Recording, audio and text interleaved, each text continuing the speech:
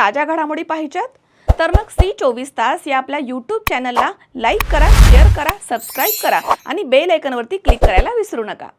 नाशिक शहरामध्ये फर्निचर दुकानांना लागणाऱ्या आगीच्या घटनांमध्ये वाढ होतीये। असे असताना शुक्रवारी संध्याकाळी संभाजीनगर रोडवरील शिवाई फर्निचर या दुकानाला भीषण आग लागली आहे। गुरुवारी रात्रीच्या सुमारास तपोवनामधील प्लायवूडच्या दुकानाला आग लागली होती। ही घटना ताजी असतानाच ही दुसरी धक्कादायक घटना समोर आली। आग लागण्याचं कारण अस्पष्ट आहे। आगीचं नेमकं कारण स्पष्ट नाहीये। ही आग शॉर्ट सर्किटमुळे लागली असावी असा प्राथमिक अंदाज वर्तवला जातोय। मात्र अधिकृत कारणांची चौकशी प्रशासनाकडून सुरू आहे। घटनेची माहिती मिळताच अग्निशमन दलाच्या 3 ते 4 गाड्या घटनास्थळी दाखल झाल्या। जवानांनी आग आटोक्यात आणण्यासाठी शर्थीचे प्रयत्न सुरू ठेवले। आगीच्या तीव्रतेमुळे शेजारच्या इमारतींना देखील धोका निर्माण होण्याची शक्यता होती। मात्र सतर्कतेमुळे मोठा अनर्थ टळलाय। नाशिक द्वारकाजवळ उड्डाण पुलाजवळ पिंपळगाव बसवंत इथून नाशिककडे येत असलेल्या कारला पाठीमागनं आग लागली। ही घटना रात्री 9:15च्या सुमारास घडली आहे। शहरामधील सुराणा परिवारामधील 5 सदस्य या कारनं प्रवास करत होते।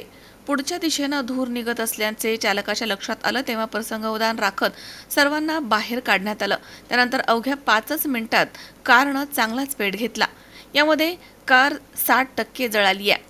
अग्निशमन दलाच्या जवानांनी आग आटोक्यात आणली आहे। काल रात्री 11:58 अशोक मनचुंदी नावाच्या व्यक्तीने फोन केला की आमच्या इथे कर्मा गॅलेक्सी जवळ लोकेश लॅमिनेटेड नावाचे एक फर्निचरशी संबंधित दुकान आहे, जे गोडाऊन होतं खूप मोठं आणि जवळजवळ त्या गोडाऊनमध्ये खूप मोठ्या प्रमाणात सनमायका, त्याच्यानंतर त्याला लागणारे ते लिक्विड वगैरे वगैरे जे फर्निचरसाठी लागतात ते सगळ्या वस्तू आणि प्लाऊड वगैरेचा खूप मोठ्या प्रमाणामध्ये साठा होता। त्याला आग लागली होती। आम्हाला रात्री 11:58 फोन आला। त्यानुसार शिंगाडा तलावचा बंब तिथे पोहोचला आणि आगीचं स्वरूप बघितल्यानंतर सर्व केंद्रांना अलर्ट केलं आणि सगळ्या केंद्राच्या गाड्या बोलवून घेतल्या। जवळजवळ नाशिक महानगरपालिकेच्या 12 ते 15 गाड्या, त्याच्यानंतर सातपूर MIDCची गाडी, पिंपळगावची गाडी, अशा सगळ्या गाड्यांनी मिळून जवळजवळ प्रत्येक गाडीने 4 ते 5 खेपा मारून ती आग आटोक्यात आणण्याचा प्रयत्न केला। आता आग आटोक्यात आलेली आहे, पण थोडीशी धुमसत असल्यामुळे आत्ता पण तिथे गाड्या हजर आहे आणि प्लाऊडचा प्रचंड प्रमाणात मोठा साठा आहे। त्यामुळे ती आग धुमसत असली तरी तिला विझायला थोडा वेळ लागेल आणि आता पूर्ण प्रमाणात जवळजवळ 80-90% ती विझलेली आहे।